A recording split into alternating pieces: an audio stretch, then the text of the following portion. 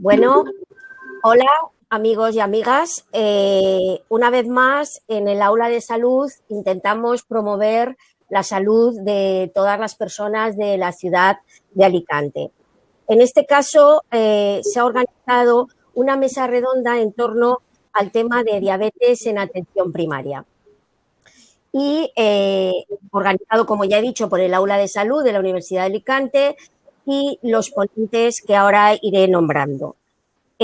Como sabéis, se han hecho 3 talleres grabados que se han emitido las semanas anteriores y ahora lo que se intenta es hacer un breve resumen de la exposición de cada uno de los ponentes y luego algunas preguntas para aclarar algunas cuestiones y luego ya daremos paso a todos los asistentes para que puedan preguntar los temas que necesiten.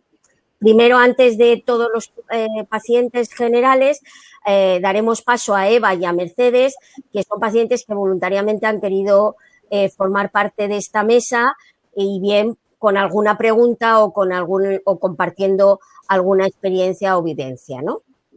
Entonces, si os parece bien, damos paso a Cristina Gisbert-Sellés, que es especialista en medicina familiar y comunitaria y que trabaja en el Centro de Salud de San Vicente I. Cuando quieras, Cristina. Muy bien. Vamos a ver si consigo poneros la presentación.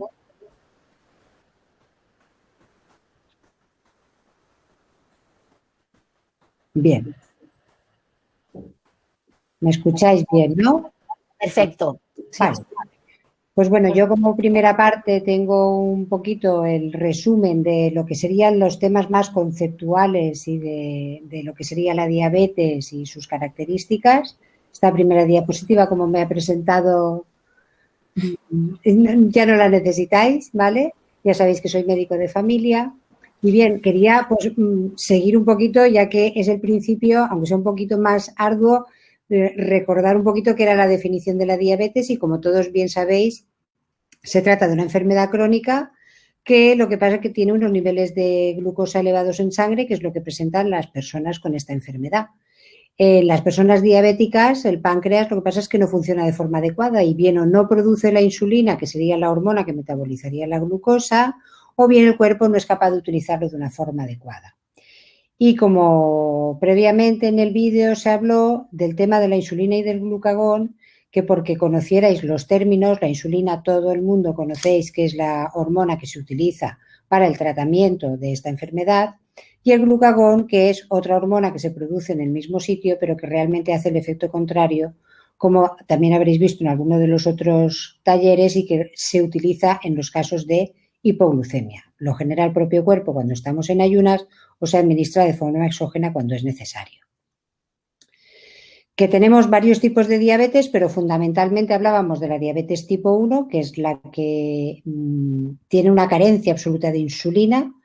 Estas personas necesitan insulina siempre y es la típica o lo más característico es que aparezca en la niñez, adolescencia o en personas jóvenes, y en cambio en los adultos la diabetes tipo 2, que ya tiene una combinación un poquito, ¿no? Se genera menos insulina por parte del páncreas, pero además hay una resistencia al efecto de esta insulina. Y por último, dentro de las un poquito características, sería la diabetes gestacional, que es aquella que aparece durante el embarazo. Gran parte de la presentación que yo hice y que insisto ahora es la importancia de esta enfermedad y que se sale un poquito de lo que es solo el ser diabético, ¿no? Reflejaba yo que era importante porque se puede considerar que es una epidemia por la gran cantidad de gente que está afectada por esta enfermedad. Y otros detalles que la hacen importante desde el punto de vista de la atención primaria, perdón, es que parte de la población desconoce que es diabética. No todo el mundo lo sabe. Muchos pacientes no tienen síntomas y no se llega claramente a este diagnóstico, y muchas veces cuando ya se tiene esta enfermedad, como da pocos síntomas, no se percibe como una verdadera enfermedad. Además, es una enfermedad crónica, es decir, es para nosotros para siempre, que podemos cuidarnos muy bien y que puede ser llevada con muy buena calidad de vida, pero es una enfermedad que no se cura, que tiene poca sintomatología la mayoría de las veces, que cursa con complicaciones a nivel de nuestros vasos más grandes o más pequeños, como luego veremos un pequeñito esquema, y muchas veces estas complicaciones ya aparecen en el momento del diagnóstico. Y un poco lo que más he insistido y sigo insistiendo es el concepto de enfermedad cardiovascular, porque los pacientes diabéticos no fallecen normalmente ni por subidas ni por bajadas de azúcar, aunque pueden, pero la mayoría de estas personas, de estos pacientes, mueren por una enfermedad cardiovascular, hablando de temas como el infarto de miocardio o el accidente cerebrovascular. Si nos centramos un poquito en cómo se diagnostica la diabetes, pues tenemos un poquito dos esferas, lo que serían los síntomas en sí, que como veis aquí, los tres más típicos, polifagia, es decir, tener mucho apetito, polidipsia, tener mucha sed, o poliuria, orinar mucho, nos pueden alertar en este sentido en cuanto a los síntomas, y luego las pruebas de laboratorio, que realmente nos basamos en que se tenga una glucemia en las analíticas que se pueden realizar mayor de 126, es una cifra al azar, pero que es la establecida por las sociedades científicas, o bien una hemoglobina glicosilada, que nos habréis oído mucho repetir a los profesionales, que sea mayor de 6,5. Y este valor nos da un poquito la media de las glucosas en los últimos 3 meses y es la que más nos orienta. Realmente, cuando estamos estableciendo un diagnóstico, no después, cuando ya hacemos un control, el diagnóstico requiere por lo menos 2 resultados anormales. Y otro concepto que quería dejar bastante claro, además de lo que es la diabetes, es lo que llamamos prediabetes. Y quiero dejar claro un poquito este concepto en el sentido de que se puede hacer mucho con ello. Es decir, la prediabetes simplemente es pues ese escalón previo, es decir, glucemias en ayunas cuando hacemos analíticas entre 100 y 125 o hemoglobinas glicadas entre 5,7 y 6,4. ¿Por qué es importante? Porque también tiene, o sea, estas personas tienen un riesgo muy aumentado de desarrollar posteriormente una diabetes como tal, y que si se asocia esta prediabetes a determinados factores como la obesidad, alteraciones de los lípidos o la hipertensión, tienen un riesgo muy aumentado de enfermedad cardiovascular, que ya habéis visto que es la lacra del paciente diabético y por desgracia de toda la sociedad. En la charla también hablábamos previamente de que la diabetes no venía sola. Es importante los niveles de glucosa en sangre o no, pero las personas diabéticas, como veis aquí, asocian otras patologías que son las que realmente también nos marcan un poco la evolución de estas personas, de estos pacientes. Tenemos una hipertensión arterial con una frecuencia muy alta de un 82%, hasta 78% con sobrepeso o obesidad, el tema lipídico, que también tiene un porcentaje muy alto de alteraciones de los lípidos, y por último una enfermedad renal crónica sobreañadida que afecta mucho a la calidad de vida de las personas. Esta diapositiva que puse la he mantenido sin nombrar mucho más de los otros factores porque creo que va a explicaros a los que ya lo sabéis y a los que no lo sabéis porque somos los sanitarios tan pesados con el colesterol.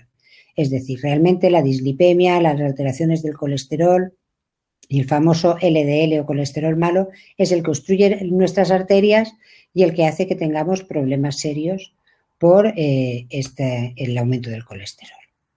Y si nos centramos un poquito por globalizar y por hacer un breve resumen de qué es lo que desde atención primaria los profesionales sanitarios nos centramos en mirar, en ver en las personas diabéticas que tenemos delante, como podéis ver aquí un poquito resumido, intentamos que la hemoglobina glicada famosa sea por debajo de 7. Esto es evidentemente un patrón y un número estándar. Por ahí podemos, en personas más jóvenes, insistir que esté más bajo, o en personas un poquito más mayores o con más complejidad, que esté más alto, pero porque tengamos una cifra de referencia. Intentaríamos que tengan una glucosa en ayunas entre 70 y 130 y una glucosa después de las comidas menor de 180. Si hablamos de la tensión arterial, también hablamos de una cifra un poco estándar, que sea menor de 14,9. Y si hablamos de los lípidos, el famoso LDL colesterol, recomendamos siempre que esté por lo menos por debajo de 100. Y si hay enfermedad cardiovascular, todavía insistimos en que sea más bajo. ¿Que es una enfermedad que genera complicaciones? ¿La diabetes? Sí. ¿Que afectan mucho a la calidad de vida de las personas? Es lo más importante. Estas complicaciones son graves por la afectación de la calidad de vida de las personas.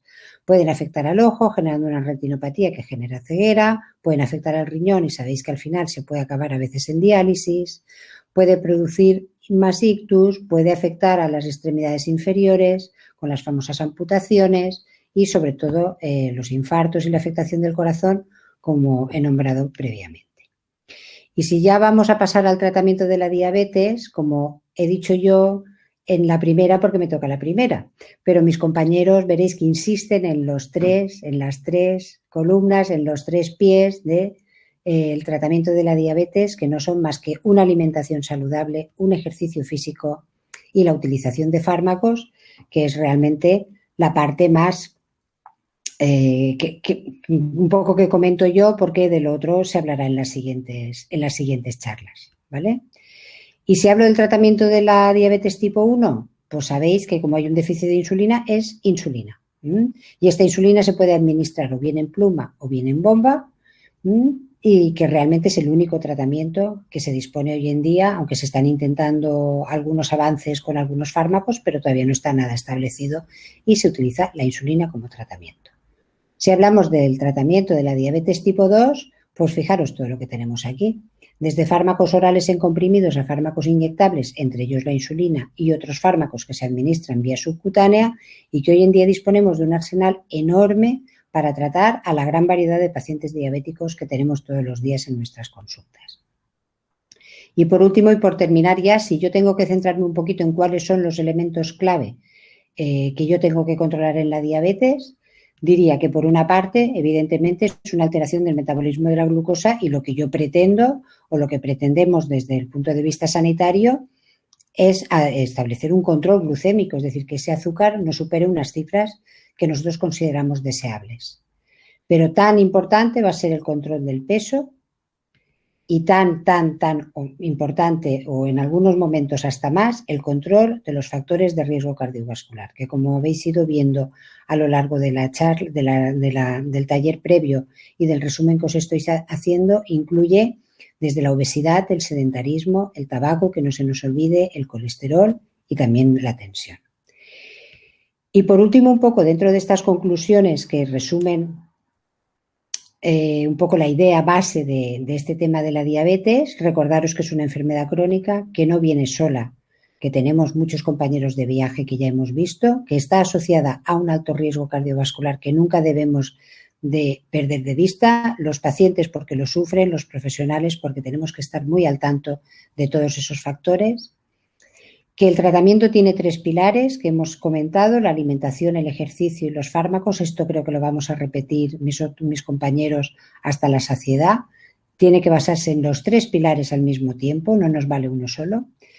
Y por otra parte, al final un poquito quería recordaros que también el pilar fundamental del tratamiento y de las personas diabéticas es el equipo que estaría formado precisamente por los que hoy estamos aquí.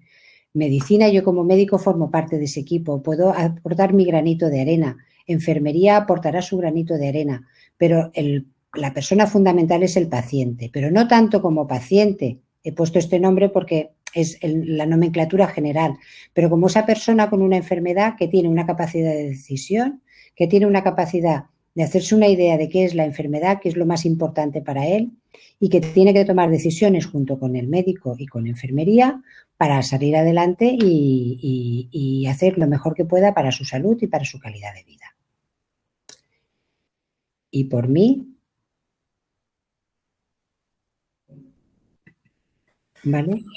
Muchas gracias, Cristina.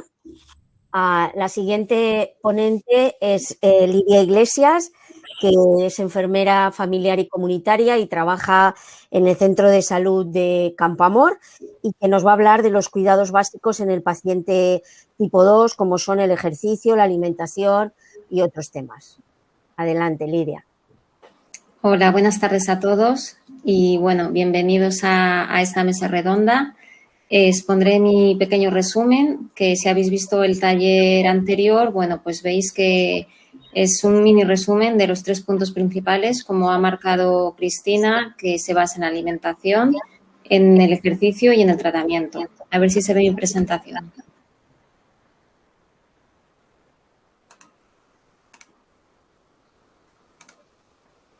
A ver, un segundito. Vale. Bueno, como os he dicho y como muy bien ha expuesto Cristina, hay 3 pilares fundamentales en el tratamiento de la diabetes, en lo que es la diabetes, que sería la alimentación, el ejercicio y el tratamiento como tal. Dentro del tratamiento, por la parte enfermera, la parte que me toca, que me corresponde, vamos a hacer mención especial al cuidado de los pies. Empezamos con la alimentación. Bueno, de forma muy resumida, diremos que a través de la alimentación, bueno, pues conseguimos una serie de nutrientes que son los necesarios para que nuestro organismo funcione de forma correcta. Estos nutrientes lo que hacen es aportarnos energía, aportarnos funciones de formación de nuestros músculos, de nuestro cuerpo, con una función plástica y aportarnos funciones de equilibrio, una función reguladora. ¿Con qué alimentos obtenemos estas funciones? Bueno, pues la función energética, como dice la palabra, son alimentos energéticos, alimentos que o bien tienen grasa, que en nuestro medio, en nuestra zona en la que vivimos, hay que consumir sobre todo grasa de aceite de oliva. Y luego otros alimentos que dan función energética son los hidratos de carbono, ya sea en forma de pan, de cereales, de pasta. Esos serían los alimentos que nos dan funciones energéticas. Luego tenemos otros alimentos que nos aportan función plástica o de construcción de nuestro cuerpo, de nuestros músculos, de nuestras fibras, que serían alimentos bien de origen vegetal que nos aportan proteína, como es la carne, el pescado, el huevo, o alimentos de origen vegetal, que serían las legumbres o, por ejemplo, la soja. Y, por último, unos alimentos que nos aportan vitaminas y minerales y nos ayudan a equilibrar las funciones de nuestro cuerpo serían las frutas y las verduras. ¿Cómo podemos compaginar estos tipos de alimentos en nuestro día a día y cómo podemos incluirlos en la comida que hacemos en nuestro día a día? Bueno, pues como bien hablamos de la representación en un plato, podemos tomar todos estos nutrientes. Este plato es lo que se representa y se llama el plato de Harvard, en el que tenéis en pantalla y bueno, por ejemplo, si nos planteamos en el día a día la comida de hoy, se me acopla un poco la voz, no sé si se oye bien. Lidia, es que no pasan las diapositivas. ¿No pasa? No. Vale, pues vamos a ver un segundito, porque entonces es que me está dando problemas la presentación. ¿Os lo voy contando? Lidia, ¿lo habías puesto en modo presentación? Sí. Ah, pues entonces sí, se ha enganchado o porque... Vale, un segundito, vamos a ver. Vaya rabia.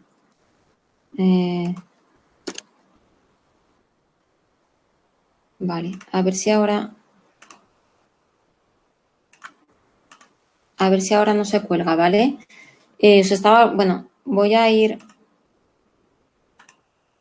a la diapositiva donde estaba, que os hablaba del plato de Harvard. ¿Ahora se ve? Sí. Ahora pasa, perfecto. Bueno, el ejemplo del plato de Harvard, en el cual tenemos que completar el plato, una ración de vegetales, ya puede ser en ensalada, sobre todo como la mitad del plato, otra parte de hidratos de carbono, que hablando de personas, ya no solo de personas diabéticas, que sí que es muy recomendable, sino a nivel general, bueno, serían cereales sobre todo recomendados que sean integrales, ya sea pasta integral, pan integral, arroz integral, porque esto nos va a beneficiar a la hora de mantener una glucemia estable y evitar que haya picos de glucemias muy altos o que haya bajadas rápidas. Y luego otra parte que sería proteína, la parte de pescado, carne, huevos, o si no queremos proteína vegetal, podemos tener una opción por proteína de origen vegetal, que serían las legumbres o también el caso de la soja. Y bueno, ¿cómo completamos nuestro plato? Tomando agua en las comidas o alguna bebida que no sea azucarada. Y bueno, el aceite que debemos utilizar es aceite de oliva. Hay otros tipos de aceite en otras formas, como son las grasas tipo trans, que esas no nos benefician porque, bueno, es grasa, digamos, que está, como su nombre indica, transformada y es sólida, son tipo margarinas y de este tipo de grasas que no son tan saludables como es el aceite de oliva. Y bueno, pues este plato de Harvard en nuestro día a día lo podemos utilizar ya sea para la comida, para la cena, comidas principales, el cual es muy sencillo y muy visual. Bueno, hablando de la alimentación, que sería uno de esos pilares fundamentales, pasaríamos a otro pilar fundamental o piedra de nuestro equilibrio a la hora de llevar a cabo un buen control de la diabetes, que sería el ejercicio. Cuando hablamos de ejercicio, y bueno, aquí veis una pirámide del ejercicio en el que la base está pues las actividades que hacemos en el día a día, ya sea caminar, pasear a nuestra mascota, subir escaleras. Esas actividades es algo que debemos hacer en nuestro día a día. Hay que mantenerse activos y mantenerse en movimiento. Que nos encontramos con más fuerza, con más vitalidad y queremos practicar otro tipo de actividades, ya sea como montar en bici, salir a correr o nadar, depende de la forma física de cada persona. Entonces, ¿que queremos hacer ese tipo de actividades? Perfecto. Que en lugar de todos los días, pues ser actividades que exigen más fuerza y más energía, lo hacemos 2, 3 veces a la semana, perfecto. Pero sobre todo, los ejercicios básicos, en la base tenemos el hecho de caminar y hacer nuestras actividades diarias, como por ejemplo, si subimos en autobús, pues bajarnos 2, 3 paradas antes. Cosas del día a día que nos hacen estar en movimiento.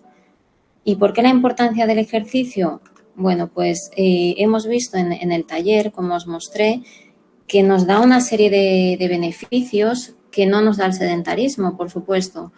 Cuando hacemos ejercicio nos encontramos más ágiles, nos encontramos que tenemos más coordinación, que tenemos más fuerza. Esto evita posibles caídas que nos pueden dar lugar, bueno, pues a mayores problemas, a fracturas y, bueno, pues situaciones que luego son más complicadas de superar.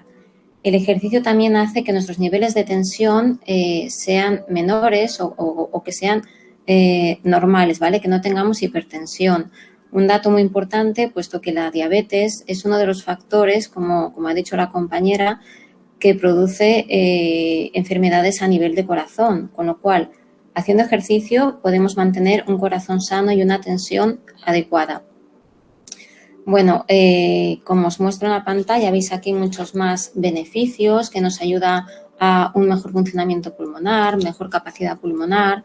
Y algo súper importante es que al hacer ejercicio, nuestro cuerpo tiene mayor sensibilidad a la insulina y, por lo tanto, los hidratos de carbono que consumimos, la pasta, el arroz, lo que son hidratos de carbono, se metabolizan mejor y nos ayuda a controlar pues nuestros niveles de glucemia en sangre.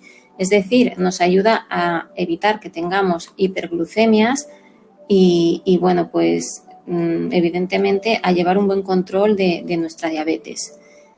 ¿Qué beneficios tiene el ejercicio también? A controlar nuestro colesterol, otro factor de riesgo importante a nivel de nuestra tensión y, bueno, de posibles complicaciones a nivel de corazón. Nos ayuda a mantener un peso adecuado, ya no solo a bajar de peso, porque podemos estar en un peso adecuado, sino que nos ayuda a mantenerlo. Y bueno, sobre todo también algo muy importante que nos ayuda a liberar unas hormonas que, bueno, pues al final se traducen en un estado de bienestar y de felicidad, que eso hace que nos ayude a descansar y, bueno, a que tengamos una autoestima mucho mejor. Por lo tanto, el practicar ejercicio no solamente ya para controlar nuestra glucemia o nuestros niveles de colesterol o porque queremos mantener el peso, sino porque nos va a producir un bienestar físico y mental que lo vamos a agradecer y nos va a hacer llevar nuestro día a día pues con más optimismo y mejor. Y bueno, por último, la última piedra en este equilibrio de la diabetes, de un mantenimiento adecuado de la diabetes, sería el tratamiento. La compañera ya ha hablado de la parte médica, digamos, de la parte de un tratamiento a nivel que puede ser con antidiabéticos orales, a nivel de pastillas o también con insulina, ¿vale? Puede ser inyectando insulina si la persona así lo necesita. Pero yo quiero hacer mención especial a una parte de nuestro cuerpo que yo diría que no prestamos mucha atención y es el cuidado de los pies. El cuidado de los pies, ¿por qué es importante en una persona diabética? Bueno, pues porque con el tiempo una persona diabética puede tener problemas a nivel circulatorio, a nivel vascular, y eso se traduce en posibles heridas que pueden aparecer en los pies. También hay una menor sensibilidad y eso hace que, por ejemplo, si una persona diabética está en contacto con una fuente de calor o de frío, ¿vale? De continuo, bueno, pues eso puede producir heridas que la persona no se da cuenta y cuando lo ha visto o cuando se ha notado que tiene una herida, pues eso ya está avanzado y es más difícil de que cure o que se solucione. Por eso es muy, muy importante que las personas diabéticas hagan una inspección diaria a los pies. Si ella misma no puede, que pida ayuda pues a algún familiar, a alguien que conozca, o bien que como en la imagen se ayude de un espejo para, bueno, pues para revisarse el talón, la parte de la planta. Y eso hay que hacerlo a diario, porque es posible que no nos demos cuenta o nos pongamos un calzado que tiene alguna piedrecita dentro y, bueno, al andar nos va rozando, nos produce rozadura y al final va a acabar en una herida. Por eso es muy importante inspeccionar los pies a diario, lavarlos a diario con agua templada sin dejarlos demasiado tiempo a remojo. Y porque si tenemos una herida la va a poner más blandita y eso también va a provocar que la evolución no sea favorable. Y bueno, y por supuesto lavarlos y secarlos. No hay que dejar los pies húmedos, los vamos a secar insistiendo en la zona entre los deditos. Y bueno, una vez que los hemos secado hay que hidratarlos con una crema. No es necesario que sea una crema especial, una crema hidratante para que la piel se mantenga en buen estado y evitar que se seque y evitar grietas y posibles heridas. Después del lavado, si necesitamos asear nuestras uñas, bien cortarlas o bien limarlas, lo podemos hacer siempre mejor después de una vez que los pies los hemos lavado para que estén más blanditas. Y es importante hacerlo de forma que queden rectas, no curvas. ¿Por qué? Porque si las cortamos curvas, existe la posibilidad de que la uña al crecer, digamos que se encarne en nuestra, pues en la carne al crecer y eso también nos puede provocar heridas que esas sí son complicadas de curar. Y bueno, más cuidados que debemos tener a los pies, evitar pasear descalzos, ni en casa, ni en la playa. Bueno, hay que evitar pasear descalzos. Siempre es recomendable llevar los pies, cubiertos con un calcetín de algodón y nunca usar calcetines tipo liga porque pues oprimen la circulación y esto, al no favorecer la circulación, también nos puede provocar problemas y aparición de heridas. Y por último, a la hora de elegir un calzado, este tiene que ser amplio, que sea cómodo y bueno, que nos otorgue, comodidad, ¿vale?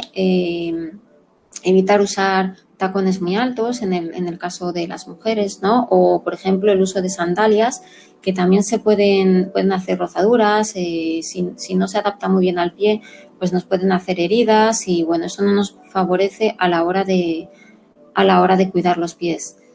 Y cualquier problema que tengamos, si vemos algo que nos llama la atención, una rozadura, una rojez, una ampolla, un corte, una herida, que tengamos duda, siempre podemos consultar con enfermería o bien revisiones al podólogo. Es muy importante que tengamos estas revisiones cada cierto tiempo. Al principio, pues a lo mejor cada 6 meses, cada 3 meses, dependiendo de la situación de cada persona y de si ese cuidado de los pies, de ese autocuidado que hace la persona, se hace de forma correcta o necesita algún tipo de apoyo.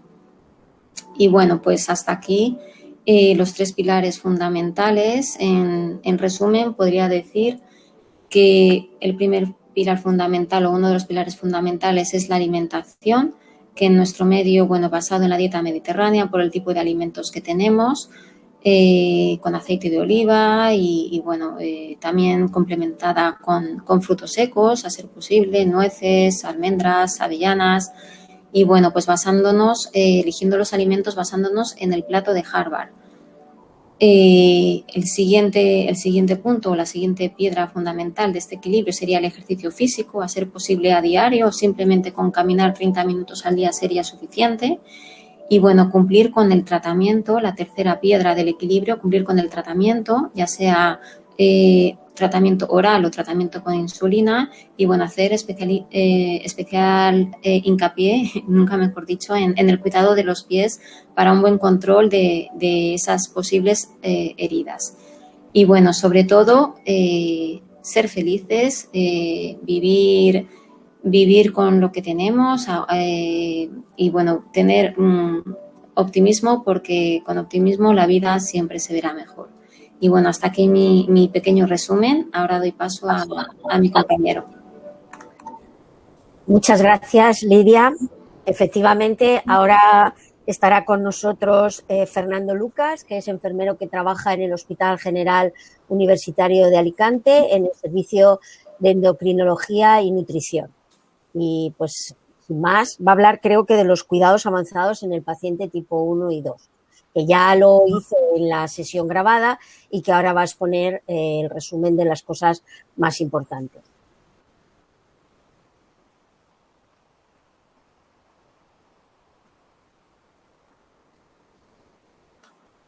Fernando, no te oímos. Abre el micrófono. Efectivamente. A ver, decía que muy agradecido, Adela, por la invitación en esta programación de Aula Salud y de estar con mis compañeras y con las personas que nos acompañan. Y, bueno, como comentabas, mi sesión trataba un poco sobre cuidados avanzados en personas con diabetes, pero teniendo en cuenta posiblemente tanto población con diabetes tipo 1 como diabetes tipo 2, ¿no? Por esto, y como ya avanzaban mis compañeras, partía un poco de los pilares fundamentales del tratamiento, porque mi intención, bueno, pues era revisar algunos cuidados relacionados con el tratamiento farmacológico, con la alimentación y con el ejercicio físico, esos 3 pilares en los que hemos insistido, ¿no? Y luego, por otro lado, también me parecía oportuno hacer alguna mención, dar algunas claves sobre la medición de glucosa. No obstante, uno de los aspectos importantes a resaltar siempre es la educación diabetológica. La diabetes es posiblemente uno de los paradigmas de enfermedad cuyo tratamiento es autoadministrado y además muy complejo. Y por esto, cuando una persona debuta con diabetes tipo 1 o un niño y su familia, o bien una persona con diabetes tipo 2 recién diagnosticada, requiere que se incorpore a un proceso o un programa de educación diabetológica para que adquieran una serie de conocimientos, de habilidades y de actitudes para gestionar lo mejor posible la diabetes, ¿no? Como elemento común dentro de ese tratamiento farmacológico que antes nos avanzaba muy bien Cristina, como elemento común entre la diabetes tipo 1 y tipo 2, tenemos la insulina, ¿no? Y por esto nos parece oportuno, bueno, pues hablar o mencionar un poco algunas claves de la autoinyección de insulina, en concreto de la técnica y también de la gestión de alguna complicación aguda, en concreto también sobre la hipoglucemia. Con respecto a la técnica de autoinyección, un elemento clave o una recomendación importante es que ya desde hace algunos años se recomienda el uso de las agujas de longitud más corta. Hablamos de agujas de 4 milímetros, de 5 o como mucho de 6, pero siempre el uso de las agujas de longitud más corta, porque esto nos garantiza la administración de insulina en la grasa que tenemos debajo de la piel y reduce el riesgo de inyección intramuscular. Por otro lado, un aspecto importante también, cuando realizamos la técnica de autoinyección con la pluma, sería conveniente siempre, una vez que hemos enroscado la aguja, cargar 1 o 2 unidades en el dosificador para poder expulsar esa insulina y comprobar que funciona la aguja. Esto es un paso importante antes de programar la dosis que nos haya indicado el médico o el endocrino. A continuación, cuando vamos a administrar la insulina, también es muy importante, como ven en la imagen, administrar o inyectar o insertar la aguja en ángulo recto, especialmente. Estamos viendo la presentación. ¿No la estáis viendo? No. A ver, vamos a ver, voy a refrescarlo, a ver si es que... A ver, un segundito. ¿Desde hace mucho rato? Desde el principio, pero no sabía si es que querías hablarlo sin presentación o qué, por eso no te he dicho. No, quería mostrarlo. ¿La veis ahora? Sí, Fernando, ahora sí. Vale, voy a ver si me... Ponla en presentación. Ahora. Nada, pues simplemente cuando hablaba de los pilares fundamentales del tratamiento mostraba esta diapositiva y luego cuando os comentaba que dentro del tratamiento farmacológico posiblemente un elemento común para personas con diabetes tipo 1 tipo 2 era la autoinyección y por eso me parecía oportuno hablar de la técnica de inyección. Y decía que era importante tener en cuenta que entre las agujas o las longitudes de agujas, las que se recomiendan para toda la población con diabetes son las de longitud más corta, independientemente de las características de la persona. Y además también hablaba que durante la técnica, cuando colocamos una aguja y la enroscamos, antes de programar la dosis es conveniente cargar 1 o 2 unidades con el dosificador para expulsar esa insulina, para presionando el botón y expulsar la insulina y de esta manera comprobar que la aguja funciona. Además, cuando luego vamos a insertar la aguja, cuando vamos a administrar la insulina, con agujas de longitud corta no se recomienda como norma general coger pellizco, aunque esto luego hay que individualizarlo con el equipo de salud, pero no se recomienda como norma general, salvo que sean niños muy pequeños o bien personas muy delgadas. Y luego, por otro lado, si en algunos casos, como estaba comentando, puede ser necesario coger pellizco, pues en ese caso siempre lo haremos con el pulgar, con el índice y con el corazón, con estos 3 dedos, para asegurar que aislamos de forma adecuada la grasa que tenemos debajo de la piel, aunque insisto, tanto la aguja como a la hora de coger el pellizco, como a la hora de realizar la técnica, siempre es recomendable que sea supervisado y comentado un poco con el equipo de salud. Con respecto a las zonas de administración, clásicamente se conocen 4, la zona del abdomen, la región del abdomen, lo que son la parte anterior y lateral del muslo, la parte de las nalgas, la parte superior derecha de cada nalga y luego la parte posterior de los brazos. Con respecto a las zonas de administración, sobre todo lo que nos parece importante resaltar es que se debe rotar el lugar del pinchazo de forma estructural. Existen varias recomendaciones y todas pueden ser válidas. En nuestra unidad lo que planteamos es estructurar o dividir una región, como por ejemplo en el abdomen, en 4 partes. Cada una de ellas corresponde a una semana y lo que recomendamos es que administren la insulina de arriba hacia abajo siguiendo los días de la semana. De esta forma, según el día de la semana y la semana más o menos del mes, nos podemos orientar dónde nos debemos administrar. Lo importante de esto es que variemos el lugar del pinchazo y vuelvo a insistir, también importante es que sea el esquema que sea, que se rote de forma regular y luego, por otro lado, que se utilicen las diferentes zonas.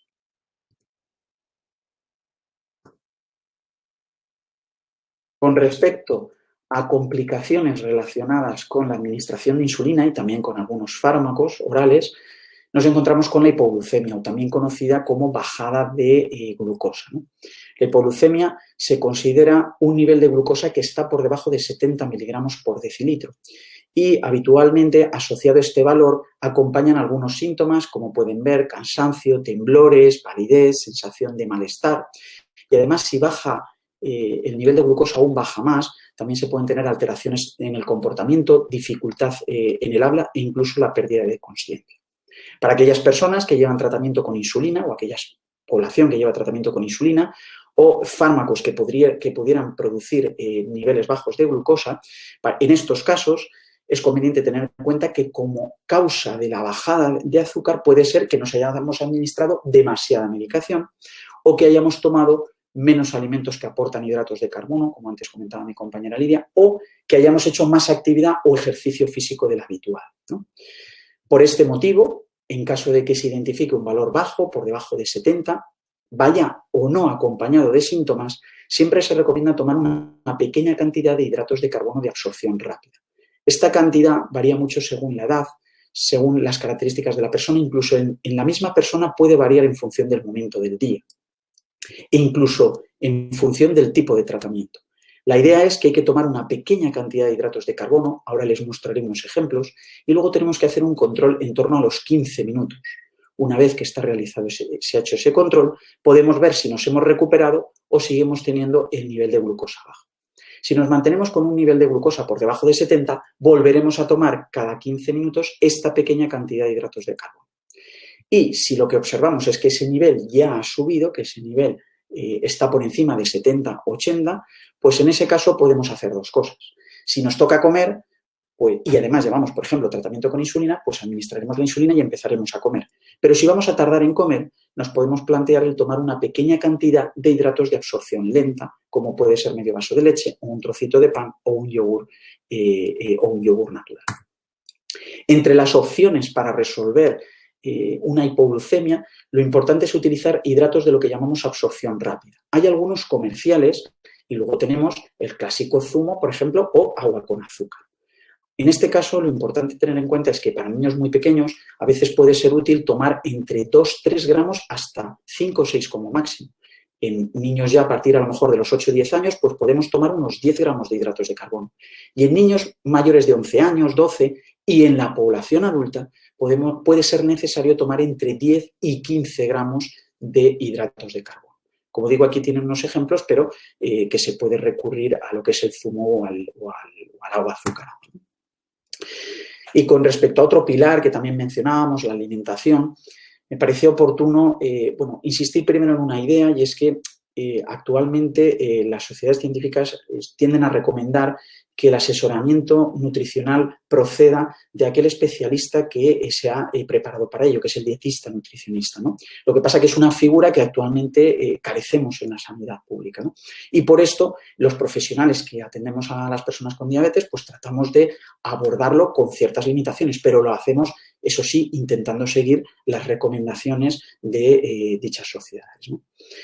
En consonancia con lo que comentaba mi compañera Lidia, que nos hablaba del plato Harvard y de la dieta mediterránea, pues simplemente reforzar la idea de que este es un patrón junto con otros que ha demostrado su eficacia en el tratamiento de la diabetes tipo 2, pero también en la prevención de la diabetes tipo 2, como también comentaba nuestra compañera Cristina cuando hablaba de la situación de prediabetes. Y por otro lado, y en esto era en lo que yo quería insistir, para aquellas personas con diabetes que inician un tratamiento flexible con insulina y en concreto con al menos una dosis de insulina rápida, se recomienda que se entrenen en el conteo, en el manejo de los alimentos que aportan hidratos de carbono, en que aprendan a contar los alimentos que aportan hidratos de carbono.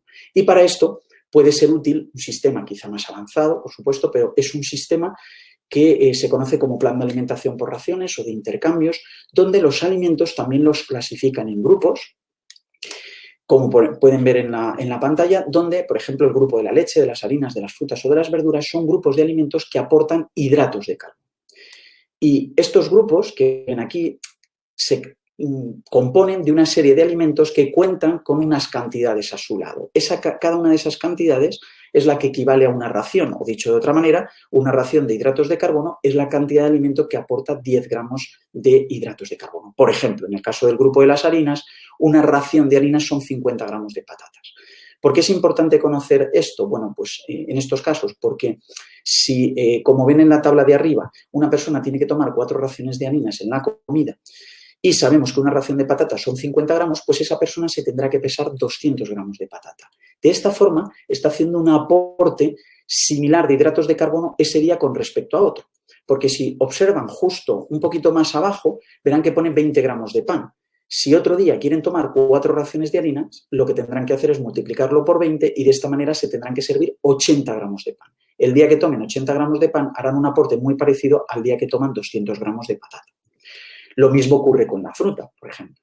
Una ración de albaricoque aporta o mejor dicho, suma o cuenta como unos 100 gramos de albaricoque. Una ración equivale a 100 gramos de albaricoque. Pues si hay que tomar 2 raciones, nos tendríamos que servir 200 gramos de albaricoque. De esta manera estamos haciendo, insisto, un aporte similar de hidratos de carbono y, lo que es muy importante, nos permite ajustar la insulina rápida que hemos puesto previa a esa comida. Después, con estas personas, con estas familias, tendremos que entrenarles e individualizar el número de raciones aproximado que van a hacer de forma más frecuente en cada ingesta. Aquí pueden ver también ejemplos de cantidades de alimento equivalentes a 2 raciones de harinas, ya sea en forma de pan, de galletas, cereales.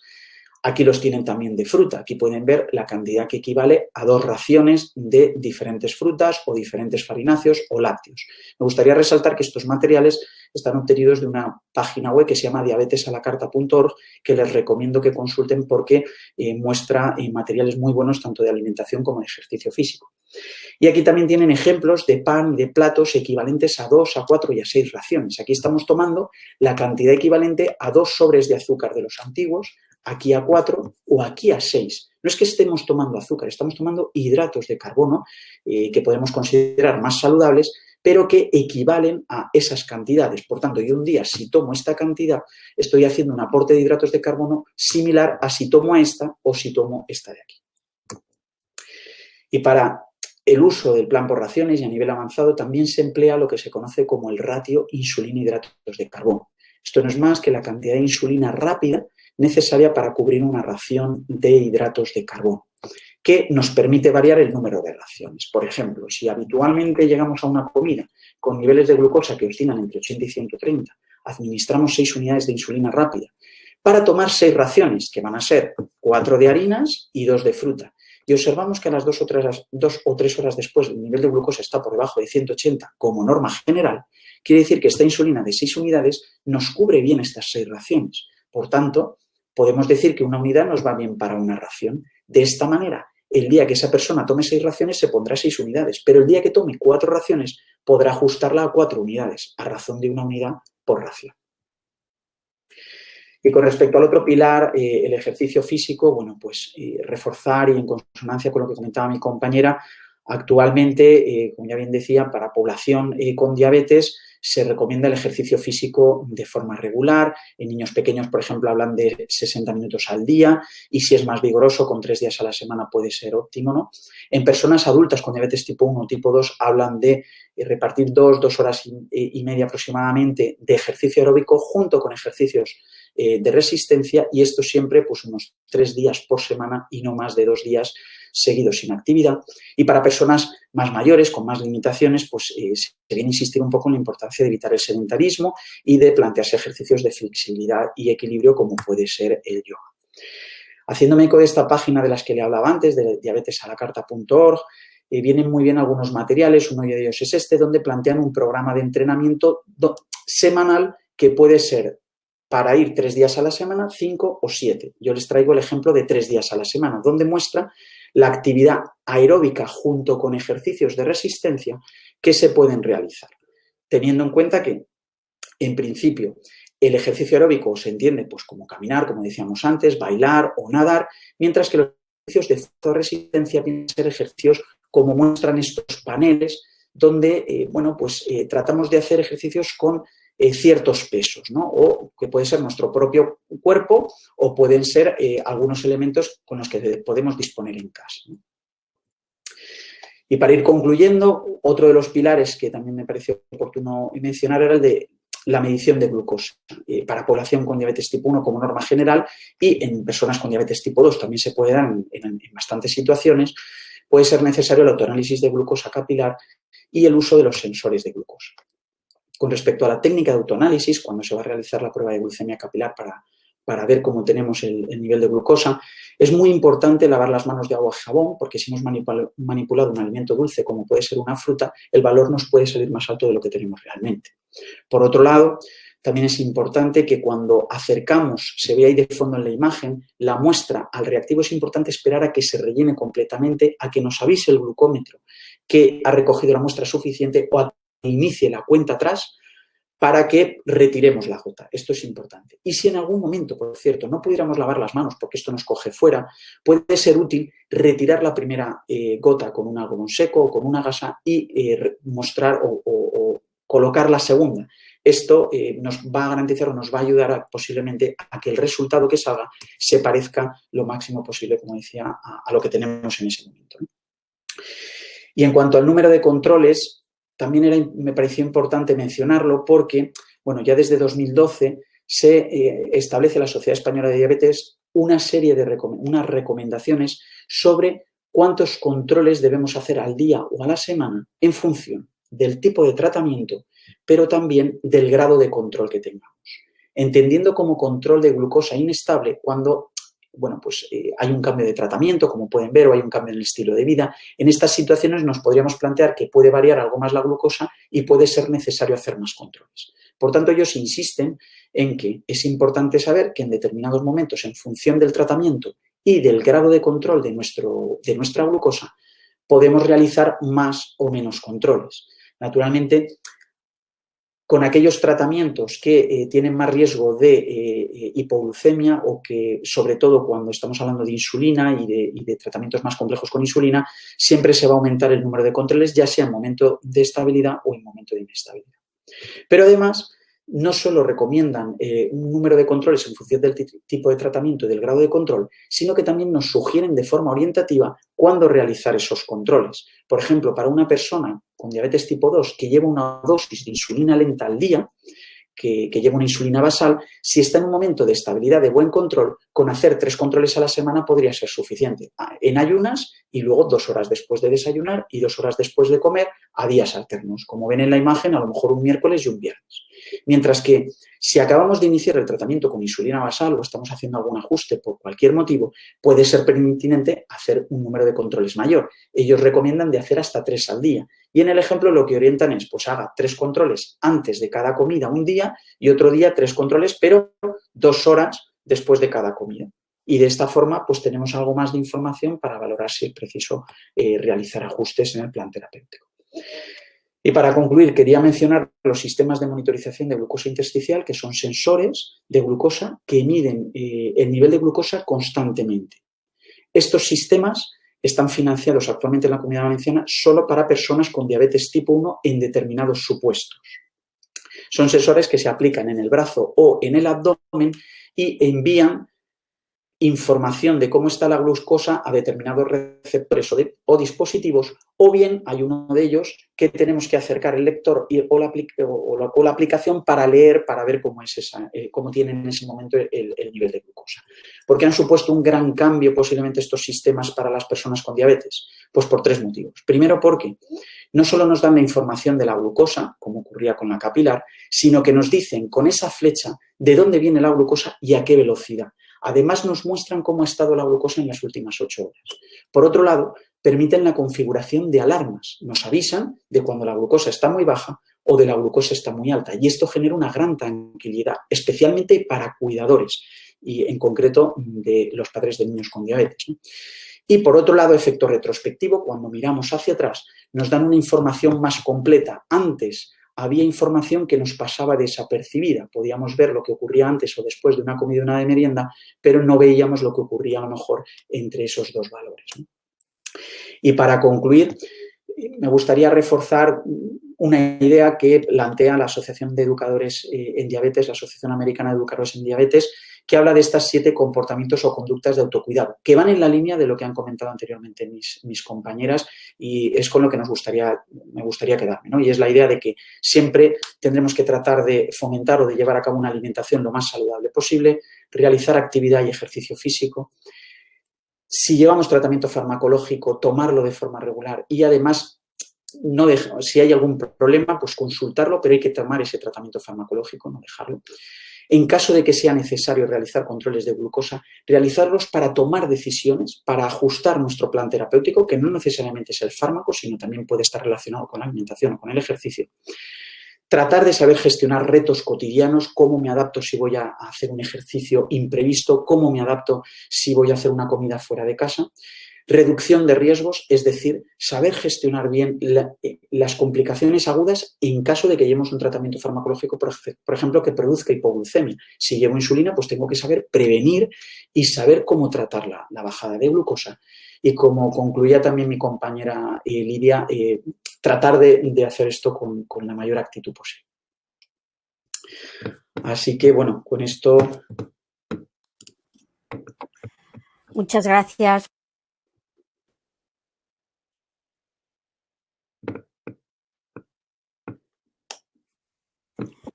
Muchas gracias, Fernando. Ahora podríamos hacer alguna pregunta entre vosotros o seguimos grabando, o podríamos dar, yo creo que esto no estaría mal, la voz a los dos pacientes que se han conectado sin que encendieran la cámara.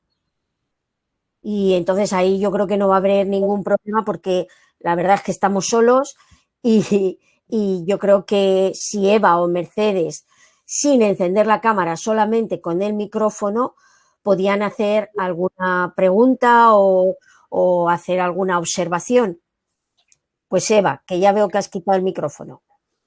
Hola, bueno, primero agradeceros un poco el que me hayáis invitado. Yo quería un poco remarcar en la línea de lo que ha dicho la doctora Gisbert y que ha dicho el educador Fernando Lucas, que por cierto es mi educador. Bueno, que la diabetes, yo soy 32 años diabética, ¿vale? Entonces, pues he visto diferentes tipos de tratamientos, diferentes cosas, diferentes alternativas, he visto muchas cosas diferentes, ¿no? Pero lo que me he quedado de lo que habéis estado comentando es que lo más importante es el equipo. Un equipo donde está un médico, donde está un educador y donde está un paciente. Y todo ese equipo forma lo que se llama una toma de decisiones. Si me preguntaran a mí qué es para ti la diabetes, pues para mí la diabetes es tomar decisiones una detrás de otra, desde que me levanto hasta que me acuesto, ¿no? Entonces, bueno, pues quería primero eso, porque esa toma de decisiones solo se puede llevar a cabo teniendo a un médico que te da un tratamiento y teniendo a un educador que te enseña a adaptarlo a tu vida, ¿vale? Entonces, yo, Fernando me conoce ya a tiempo, soy una persona muy perfeccionista, me gusta tomar decisiones y él sabe que cada vez que voy a tomar una decisión que no he solido tomar o que no he tomado nunca, lo llamo por teléfono a él para que me dé como el visto bueno de la decisión que he decidido tomar. Entonces, yo sí que diría a todo el mundo, a la gente que pueda oír esto, es que después de 32 años yo no tengo ninguna complicación diabética, ni de visión, ni de nada. Eso quiere decir que si se toman las decisiones correctas, las cosas funcionan, sin olvidar lo que ha dicho la doctora Gilbert, que es algo crónico, pero que los tratamientos cada vez van mejorando nuestra forma de vivir o de vivir con ella, ¿no? Está claro que tenemos que pensar que es una cosa crónica. Y debido a que es una cosa crónica, cuanto más conozcamos de ella, pues mejor podemos actuar. Y yo, pues eso, es lo que decir que somos un equipo y que el paciente necesita de vosotros, o sea, necesita de ese equipo, ¿vale? Y bueno, pues unido a esto, lo último que ha comentado Fernando es un poco la adherencia al tratamiento. Una adherencia al tratamiento yo creo que está unida a esa idea de equipo. Muchas gracias, Eva. Mercedes, no sé si quieres hacer tú alguna puntualización sin encender la cámara.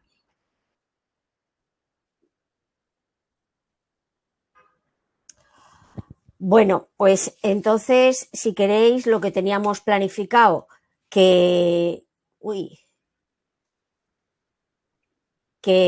pasáis a hacer preguntas entre vosotros, pero yo sí que también querría decir una cosa, si me permitís, y es que está claro que los tres pilares son el ejercicio, el tratamiento y la alimentación, pero que todo eso tiene que ir acompañado de un bienestar emocional, que también lo ha dicho Lidia y lo ha apuntado un poco Fernando, porque todas las personas somos mucho más de las cosas que nos pasan, de las enfermedades que tenemos, de los dolores que tenemos, de los problemas que tenemos, ¿no? Y por eso hay una cosa que no nos tenemos que poner como una señal, es decir, soy diabética, soy asmática, no. Tengo diabetes, pero además soy Adela o soy Eva o soy Mercedes y tengo hijos y tengo nietos y sonrío y me gusta la vida, ¿no? Y esa reflexión siempre me gusta hacerla porque Es verdad que hay veces que hay enfermedades o hay situaciones que nos implica el estar tomando decisiones continuamente y de cómo nos tenemos que adaptar a todo esto, ¿no? Pero cuando hacemos desde una perspectiva de que yo vivo con ello, pero no estoy amarrado o atado o como ese sufrimiento y esa queja continua de por qué esto me pasa a mí, las cosas fluyen más, ¿no? Y en relación a lo que estabais diciendo del equipo, y así hago un poco de spoiler de la semana que viene, que yo hago el taller mío de bienestar emocional en directo, y es entrenando la compasión, hay un estudio que han estado llevando durante 70 años en la Universidad de Harvard, que ya tiene 4 directores, porque claro, se van jubilando, ¿no? Han seguido a más de 700 personas haciéndoles escáneres cerebrales, midiéndoles distintos parámetros y haciéndoles distintas encuestas. Y al final uno parece que para ser feliz en la vida tiene que tener mucho dinero, tiene que tener una gran casa. Todo eso, claro, es importante, pero esta gente concluye que lo más importante, y ahí viene lo que decía Eva y lo que decía Fernando, el equipo, pues ellos dicen que la fortaleza mejor para tener una vida llena de bienestar, de felicidad y un envejecimiento bueno es las relaciones familiares con los amigos y el entorno inmediato. Eso es lo más importante.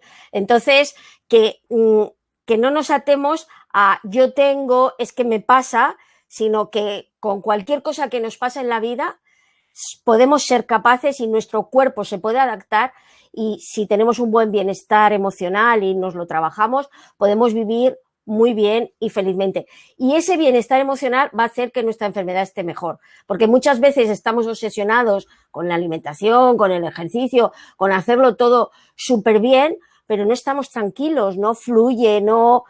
Y entonces eso también va a hacer, y sobre todo en el caso de la diabetes o, por ejemplo, de la mesa anterior que hicimos del asma y de la EPOC, son enfermedades que están muy alteradas cuando el estado de ánimo no es correcto.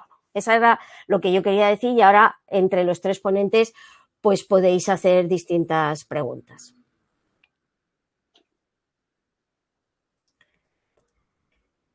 Y si no, dejamos de grabar y que pregunten, pero solo hay un paciente más, además de Eva y de Mercedes. Yo, de todas maneras, sí que me gustaría, ¿puedo comentar una cosa, Adela? Sí que me gustaría, en la línea de lo que estabas diciendo, que también me gustaría resaltar una cosa como profesionales o como equipo de salud, ¿no? Y es la importancia también del ejercicio de empatía. Y esto que comentaba antes Eva, ¿no? Con el tema de la toma de decisiones, bueno, que yo creo que más o menos ha ido saliendo un poco por todos, ¿no? Pero no hay que olvidar que las personas con diabetes, es verdad que luego dependerá a lo mejor también del tipo de tratamiento, estos aspectos influyen, pero tienen que tomar numerosas decisiones diarias. Y esto también puede ir asociado a cierto decaimiento, a cierto cansancio. Entonces, posiblemente hay que trasladar ese mensaje positivo de, bueno, venga, vamos a intentarlo, vamos a seguir, vamos a acompañar para reforzar ese pensamiento positivo, pero también es verdad que, bueno, pues que hay que comprender también que hay momentos en los que es comprensible que haya cierto decaimiento porque es a diario, porque es que esto no tiene vacaciones, porque esa mochila no se la pueden pasar a nadie. Entonces, a mí me parece que eso también es importante tenerlo en cuenta, sobre todo de cara a nuestra práctica habitual. Es decir, que yo creo que tenemos que intentar siempre tener el mayor ejercicio de empatía posible, ¿no? Sí, la empatía con las personas, no solamente con los pacientes, es fundamental. Y lo he dicho, pero yo creo que cualquier situación de la vida, o sea, problemas con hijos, también te mantiene atado continuamente cada minuto de la vida, ¿no? O un familiar con una enfermedad terminal, también te mantiene, y también, entonces, yo creo que lo más importante, que lo ha dicho Eva, es entroncarlo en tu vida como esto es lo que a ti te ha tocado vivir y yo lo tengo que meter de tal manera en mi vida que pueda ir caminando día a día con ello. No verlo como una losa ni como una lastra, sino como algo que me ha tocado vivir, igual que al otro le toca tener un problema familiar, o le toca tener un cáncer, o le toca tener, no sé, cualquier otro problema. Porque en la vida, yo se lo decía mucho a mis pacientes, o sea, nadie estamos libres de nada. Si estamos esperando en nuestra vida a ser felices o a sentirnos bien cuando no tengamos nada, nunca vamos a sentirnos bien, porque la vida no es una línea recta ascendente, la línea baja para abajo, sube para arriba, baja para abajo, y es la capacidad que tenemos de, cuando estamos abajo, llenarlo de agua y coger un barco para subir para arriba, y cuando estamos arriba, pues coger oxígeno para poder ir descendiendo para abajo, ¿no? Esto es algo un poco a lo que me refería. Pero que sí, que es complicado, y que es verdad que es fundamental la empatía de las personas que trabajamos con las personas que tienen diabetes y cualquier otro tipo de problema. Es que cuando no hay empatía entre la persona que estamos atendiendo, por no llamarle paciente, y el profesional, lo primero que va a pasar es que va a haber incumplimientos. O sea, va a abandonar, va a dejar de venir a la consulta y va a dejar de tomar el tratamiento, o va a tomar sus propias decisiones que le dice la vecina que le trata con más cariño. Eso está súper claro. Ese es nuestro reto. Yo quería aportar también, al margen, a través de lo que ha dicho Eva, que la felicito por esa actitud que tiene.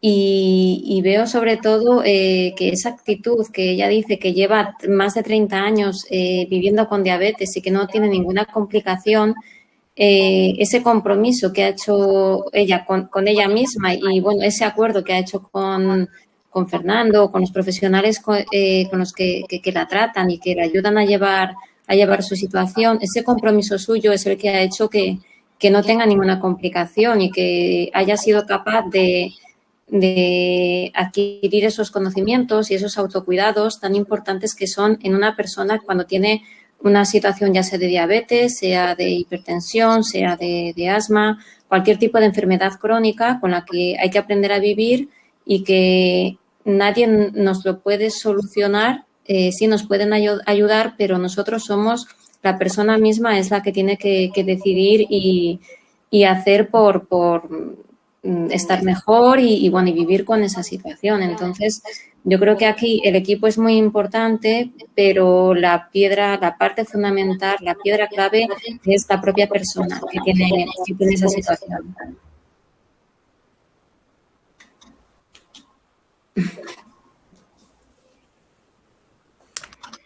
Si alguno más quiere aportar algo, dejamos de grabar, pero yo creo que si dejamos sin poner la cámara, podemos seguir grabando. Ahí no hay ningún tipo de... ¿Alguien quiere hacer alguna aportación más?